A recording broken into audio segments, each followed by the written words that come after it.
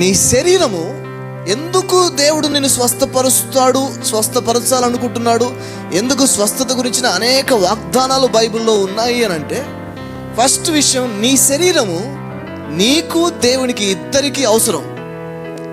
ఆయన యొక్క ఉద్దేశాలు నెరవేర్చబడడం కోసం నీ శరీరం నీకు చాలా ఇంపార్టెంట్. బ్రతికినంత కాలము ఆ శరీరం కావాలి, బ్రతికినంత కాలం ఆ శరీరం ఆరోగ్యంగా కూడా ఉండాలి.